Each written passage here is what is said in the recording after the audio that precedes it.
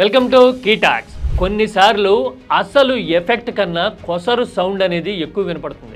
ఏపీలో పెట్టుబడులు వెల్లువలా వస్తున్నాయి అని జరుగుతున్న ప్రచారాలు చూస్తుంటే ఇదే అనిపిస్తూ ఉంది. పైగా 2014-19 మధ్య జరిగిన క్యాంపెయిన్ ఎత్తుగడలు కూడా కళ్ళ ముందు కనిపిస్తూ ఉన్నాయి. ఒక భారీ పరిశ్రమ వచ్చి వేల కోట్ల పెట్టుబడి పెట్టి వెనకబడిన ప్రాంతపు తలరాతలు మార్చింది అని టీడీపీ చేసిన ప్రచారం ఎలా దూదె పింజలాగా గాల్లో తేలిపోయింది.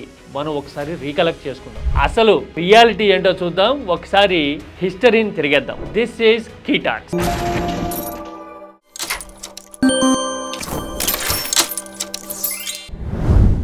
2014-19 మధ్య ఏపీ ఇండియాకే కాదు ప్రపంచానికే పెట్టుబడుల కేంద్రం అయిపోయింది అనే ప్రచారాన్ని అప్పటి టీడీపీ ప్రభుత్వము చంద్రబాబు బలంగా చేశారు, భారీగా చేశారు. విశాఖ లాంటి చోట్ల ఇన్వెస్ట్మెంట్ సమిట్స్ కూడా పెట్టి 7.5 లక్షల కోట్ల పెట్టుబడులు ఏపీకి వచ్చేసాయి అని అడ్వర్టైజ్ చేయడం అనేది చూసాం.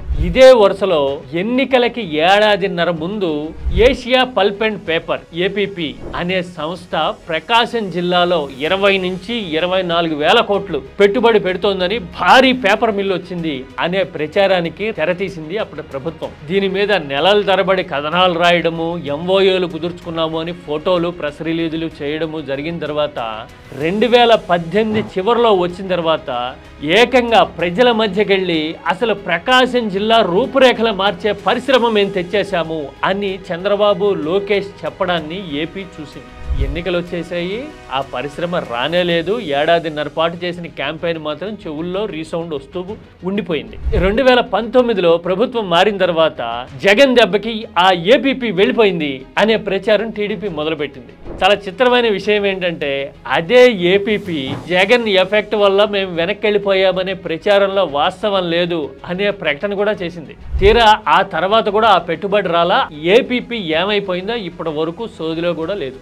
అంటే కొన్నిసార్లు పెద్ద పెద్ద బ్రాండ్లు వాడుకోవటము, పబ్లిసిటీ చేసుకోవటము, ఇన్వెస్ట్మెంట్ వచ్చేసింది, పలానా ప్రాంతంలో అభివృద్ధి జరిగిపోతుంది అనేది కేవలం ప్రచారంగాను కట్టుకథగానే మిగిలిపోతుంది అని చెప్పడానికి ఈ ఏషియా పల్ప్ అండ్ పేపర్ అనేది ఒక ఎగ్జాంపుల్ ఏమో అనిపిస్తూ ఉంటుంది. చాలా చిత్రంగా కార్పొరేట్ సంస్థలు కూడా చాలా తెలివిగా ఉంటాయి. రండి ఫోటో దిగుదాం, ఎంఓయూ కుదుర్చుకున్నామని చెప్దామంటే చాలా సంస్థలు వచ్చేందుకు సిద్ధపడతాయి. ఎందుకంటే గుడ్ విల్ అనేది ఇంపార్టెంట్ అని అనుకుంటూ ఉంటాయి.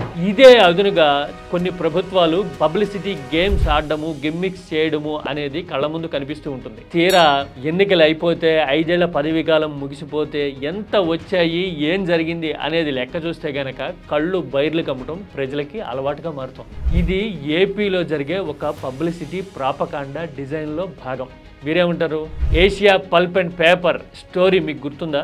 ఉంటే గనక కామెంట్ చేయండి. This is key talks.